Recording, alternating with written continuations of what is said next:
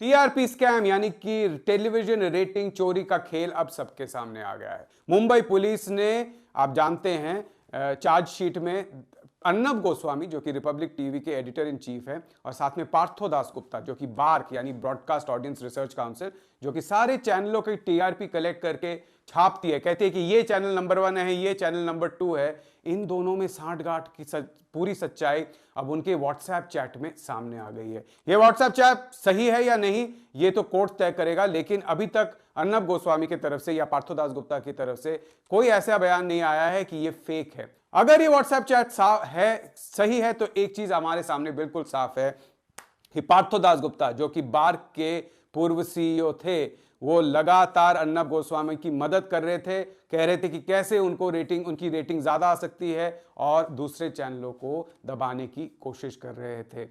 और ये जो टीआरपी की सांठगांठ, टीआरपी चोरी का जो खेल है, उसमें सिर्फ एक चैनल नहीं है, बहुत सारे चैनल जुड़े हुए हैं। ये बार बार सामने आता है, लेकिन इस पर सीधा एविडेंस अभी तक नहीं था, अब सामने आ रहा है। ये जो खेल है, इससे पूरा जो न्यूज का व्यापार है, पूरा जो न्यूज का बिजनेस है, कारोबार है, उस पर असर पड़ता है। क्योंकि पूरा जो न्यूज का सिस्टम है, पूरा जो जितने भी चैनल है, वो गोदी मीडिया बन जाते हैं और वो नफरत फैलाने का कारोबार शुरू कर देते हैं। इसी नफरत के कारोबार का हिसाब लगाएंगे आज के इस एपिसोड में। आप लोग रवीश कुमार के बारे में जानते होंगे, आपने उनका शो भी कभी देखा होगा, उनको फॉलो करते होंगे शायद फेसबुक या सोशल मीडिया पर। वो क्या कहते हैं वो वायरल हो जाता है, उन पर बहुत सारे वीडियो बनते हैं, वो हर वक्त चर्चे में रहते हैं। वो ट्विटर पे कभी भी कुछ नहीं कहते, लेकिन ट्विटर पे वो उनका ट्रेंड हो जाता है। रवीश कुमार के साथ अभी कभी भी आप रोड पर निकलेंगे तो आप देखेंगे कि जितने भी आसपास के लोग हैं वो रुक जाते हैं, उनके साथ सेल्फी खींचने की कोशिश करते हैं, उनका ऑटोग्राफ लेते हैं। वो कहते हैं कि आप एक पत्रकार है हमारे देश में, वो जो लगातार सवाल उठा रहे हैं, सच के साथ हैं आप, सच्चाई के साथ हैं आप। और अगर आप देखें, रवीश कुमार जब शो करते हैं, एक हफ्ते के बाद जब रेटिंग आता है, मैं जानता हूं क्योंकि मैं उस चैनल का हेड रह चुका हूं, रवीश कुमार की रेटिंग बिल्कुल नीचे होती है। ये ऐसा एक शख्स है, ऐसा एंकर है जिसके शो के बारे में चर्चा बहुत होती है, लोग बातें करते हैं, देखते हैं, कहते हैं कि ये वक्त इस पॉइंट पे रवीश कुमार ने जो कहा बिल्कुल सही कहा, मतलब बहुत डिटेल में देखते हैं, लेकिन उनकी रेटिंग कितनी है? बिल्कुल नीचे। और जिनको लोग जानते तक नहीं है, रोड पर पहचान नहीं पाएंगे, उनकी रेटिंग उनसे ऊपर हो जाती है। जो बिल्कुल झूठ फैलाते हैं उनकी रेटिंग ऊपर हो जाती है। कैसे? बार बार संदेह था साफ कि ये इसलिए हो रहा है क्योंकि रेटिंग की चोरी हो रही है। हमारे देश के दर्शक ऐसे नहीं हो सकते हैं कि वो सिर्फ एंटरटेनमेंट देखना चाहते, वो सिर्फ हिंदू मुस्लिम देखना चाहते, वो सिर्फ झूठ और नफरत देखना चाहते हैं। ऐसा नहीं हो सकता। हाँ, हो सकता है ऐसी जो प्रोग्रामिंग है वो नंबर 1 हो जाए, लेकिन जो सीरियस प्रोग्रामिंग है, जो लोगों के लिए प्रोग्रामिंग है, जो असली न्यूज है, वो नंबर 4 होगा, नंबर 5 पर होगा, वो नंबर 10 पे कैसे है? ये रेटिंग चोरी का खेल है। और ये रेटिंग चोरी से हमारे चैनलों पर क्या असर पड़ता है, इसका पहले मैं आपको थोड़ा सा ब्यौरा देता हूं। आप देखिए कि किसी भी चैनल का खर्च होता है कम से कम 70, 80, 100 करोड़, कम से कम एक साल में खर्चा होता है। अब ज्यादा से ज्यादा पैसा वो क्या करते हैं? उनको एडवर्टाइजिंग से मिलता है। अगर एडवर्टाइजिंग से पैसा नहीं आया तो वो अपना चैनल नहीं चला पाएंगे।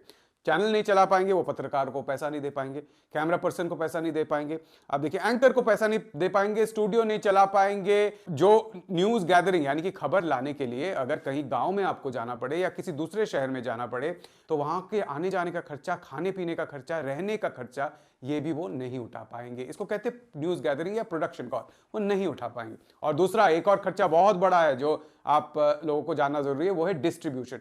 आपके टीवी सेट तक पहुंचने के लिए, चाहे वो केबल हो, डीटीएच हो, सारे चैनल को पैसा देना पड़ता है। चाहे वो फ्री डिश पर आप हो, जो दूरदर्शन का है, दूरदर्शन को भी पैसा देना पड़ता है चैनल को। तो ये सारे जितने खर्चे हैं, इनको अगर चलाना हो, क्योंकि हम आप तो पैसे देंगे नहीं, है ना, हम सब्सक्रिप्शन देंगे नहीं जितना खर्चा है, तो फिर एडवर्टाइजिंग पर डिपेंड करना पड़ता है। और एडवर्टाइजर क्या देखता है? एडवर्टाइजर देखता है रेटिंग। वो देखता है कि इस चैनल के रेटिंग ज्यादा है, इसका मतलब यहाँ पे मैं अपना ऐड डालूंगा तो ज्यादा लोग देखेंगे। ज्यादा लोग देखेंगे तो जो जिस चीज का ऐड है, वो चाहे वो बिस्किट हो या गाड़ी, ज्यादा लोग खरीदेंगे क्योंकि उनको पता चलेगा कि ये चीज है। तो इसलिए एडवर्टाइजर ज्यादा रेटिंग वाले चैनल को पैसे देते हैं। और अगर इस रेटिंग के खेल में आप स्कैम करें, इसको घुमा दे, जो नीचे है उसको ऊपर कर दे, जो ऊपर है उसको नीचे कर दे, तो क्या होगा? जो प्रोग्रामिंग में रेटिंग आप दिखा रहे हैं, उसी प्रोग्रामिंग में के पीछे पैसा आएगा, और जो प्रोग्रामिंग का आपने रेटिंग दबा दिया, उस प्रोग्रामिंग का पैसा कम आएगा। अगर रवीश कुमार का बार्क ने जानबूझकर गेम करके रेटिंग दबा दिया तो क्या होगा? रवीश कुमार जिस तरह की पत्रकारिता करते हैं वैसी पत्रकारिता कोई करने नहीं जाएगा, क्योंकि उन लोगों को लगेगा कि ऐसे देखने वाला कोई नहीं है, हम इसको करेंगे तो क्या होगा, हमें ऐड नहीं मिलेगा। स्टूडियो में बैठ के जो एंकरिंग टाइप की प्रोग्रामिंग होती है, जैसे अर्नब गोस्वामी करते हैं, लोगों को लड़ाना, चिल्लाना, हिंदू मुस्लिम पाकिस्तान, और लोगों को कहना कि ये टुकड़े टुकड़े गैंग, ये एंटी नेशनल, ये सब चीजें जो हैं, इसी के लिए अगर रेटिंग दिखाया जाए बहुत ज्यादा है तो क्या लगेगा सभी को, सभी चैनल को लगेगा कि देखिए ये चैनल अच्छा कर रहा है, ऐसा ही हम भी करेंगे। तो पूरा जो मार्केट है, पूरा मार्केट क्या होगा, बिल्कुल बिजनेस के कारण, और कोई कारण से नहीं, बिल्कुल बिजनेस के कारण वो गोदी मीडिया बन जाएगा। और यही हमारे देश में है। अगर हिंदू मुस्लिम का जो खेल है इसका रेटिंग बढ़ा दिया जाए, झूठ मूठ का बढ़ा दिया जाए, तो क्या होगा, सारे चैनल कहेंगे अरे लोग चाहते हैं हिंदू मुस्लिम की लड़ाई वाली शो दिखाए, तो हिंदू मुस्लिम की लड़ाई वाली शो दिखाई जाएगी। अगर बताया जाए कि जो किसान है वो जब सवाल उठाते हैं तो किसानों के सवाल को बताया जाए कि ये लोग खालिस्तानी है, देशद्रोही हैं, और या बहुत बड़े आड़तीय हैं, ये तो अमीर किसान हैं, इनको कुछ नहीं देना चाहिए, ऐसे शो का अगर रेटिंग बढ़ा दिया जाए तो क्या होगा, सभी चैनल सोचेंगे कि ऐसे ही हमें भी करना चाहिए, किसान विरोधी प्रोग्रामिंग हमें भी करना चाहिए, क्योंकि इसी का रेटिंग आएगा। हम अगर किसान आंदोलन को दिखाएं जैसे रवीश कुमार दिखा रहे हैं तो क्या होगा, वो हमारी रेटिंग गिर जाएगी, और रेटिंग गिर जाएगी तो पैसे नहीं आएंगे तो हम चैनल चला नहीं पाएंगे। तो एक तरह से क्या होगा, ये जो पूरा बिजनेस है घूम कर चला जाएगा एक तरफ, सरकार के फेवर में, सब कुछ सरकार के फेवर में, और जो भी विपक्ष है यानी कि ऑपोजिशन है उसके विरोध में। एक क्रिस्टोफ जैफ्रेलो बोल के फ्रांसीसी पॉलिटिकल साइंटिस्ट हैं, और वो उन्होंने सारा जितने भी रिपब्लिक भारत में मई 2017 से अप्रैल 2019 तक यानी 2020 तक यानी 3 साल का जितने भी डिबेट हुए हैं, शोज हुए हैं, उसका एक विश्लेषण किया है, और उसमें उन्होंने निकाला है कि अगर रिपब्लिक चैनल टीवी ने, अर्नब गोस्वामी ने एक बीजेपी के खिलाफ डिबेट किया हो, बीजेपी से सवाल करने वाला डिबेट किया हो, तो 12 ऐसे डिबेट हैं जो ऑपोजिशन यानी विपक्ष के खिलाफ है, और 4 ऐसे डिबेट हैं जो बीजेपी के फेवर में है। यानी अगर हम रेशियो देखें तो एक बीजेपी विरोधी या बीजेपी से सवाल करने वाले डिबेट के जगह अगर किया है तो 16 ऐसे डिबेट हैं जो बीजेपी के फेवर में है, प्रो बीजेपी है, नहीं तो एंटी ऑपोजिशन है। अब आप देखिए, ऐसे चीज का रेटिंग अगर दिखाया जाए कि बहुत अच्छा है तो क्या होगा, सभी चैनल सोचेंगे भैया यही करो, क्योंकि इसी से रेटिंग आएगी, और इसी तरीके से पूरा माहौल है वो एक तरफ हट गया। जो दर्शक है वो सिर्फ एक ही तरह की प्रोग्रामिंग देखने लगे। हम एक चीज समझ नहीं पाते कि हम जब कोई भी चीज देखते हैं ना, हमारी ट्रेनिंग हो जाती है उस चीज को देखने की। जैसे मैं अपनी बात कहूं तो मैं मेरे YouTube पर होम पेज पर, आप भी YouTube देखते होंगे, कुत्तों के वीडियो आने लगे, छोटे पपीज के वीडियो आने लगे, तो मैं वो देखने लगा, एक के बाद एक पपी के वीडियो में देखने लगा, मैंने सब्सक्राइब भी कर दिए, अब वो और भी आने लगे। अब क्या होता है कि बीच बीच में मैं पपीज के वीडियो या कुत्तों के वीडियो सर्च करके भी, ढूंढ कर भी मैं देख लेता हूं, और मैं सब्सक्राइब कर लेता हूं इस चैनल का।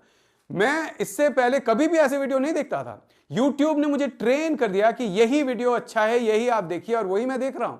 लगातार ऐसे वीडियो मैं देखते जा रहा हूं, यानी कि मेरी ट्रेनिंग वैसी हो गई। और जैसे मेरी ऐसी ट्रेनिंग हो गई, मेरे बच्चे मुझे बार बार कहते हैं कि एक कुत्ता ला दो, और मैं कहता हूं कि नहीं भैया, तुम लोग तो देखभाल नहीं करोगे, मुझे ही करना पड़ेगा। अब मैं सोचता हूं अरे कुत्ते इतने अच्छे, ला दो। तो मेरी ट्रेनिंग जो हो गई ना, उसमें मेरा जो पूरा मेंटल मेकअप है उसको भी ये वीडियो बदल रहे हैं। तो आप देखिए, जब गोदी मीडिया हर चीज में कहता है ऑपोजिशन गद्दार है, मोदी जी महान है, ये सरकार बहुत अच्छा कर रही है, कोई भी जो सवाल करता है वो भारत के खिलाफ है, टुकड़े टुकड़े गैंग है, पूरी मीडिया जब वही करती है क्योंकि उनको लगता है इसी से रेटिंग आएगा, तो दर्शक भी सोचता है, ट्रेन हो जाता है दर्शक कि हाँ यही सच है, और फिर वो ढूंढता है कि टुकड़े टुकड़े गैंग पर और भी ढूंढो, टुकड़े टुकड़े गैंग पर उसको और भी देखना पसंद हो जाता है, क्योंकि ट्रेनिंग उनकी ऐसी हो जाती है। और इसका सिर्फ बिजनेस का इंपैक्ट नहीं है, राजनीतिक इंपैक्ट है, बहुत बड़ा राजनीतिक इंपैक्ट है जो हम लोग समझ नहीं पाते हैं। जो एक तरीके का न्यूज है उसी को हम सच मान लेते हैं, कभी कभी झूठ है उसी को हम सच मान लेते हैं, जो कि बहुत केस में हमने देखा है हुआ है। तो इसीलिए ये जो टीआरपी का गेम है वो एक तरीके से नफरत फैलाने का जो पूरा कारोबार है उसी को उजागर करता है। टीआरपी स्कैम इसीलिए हमारे देश की लोकतंत्र के लिए बहुत बड़ा खतरा है। और अगर आप इसको ना समझ के अपना टीवी, ऐसे जो चैनल है उसको बंद ना करेंगे तो आप इसको और भी बढ़ावा देंगे, ये आप याद रखिए।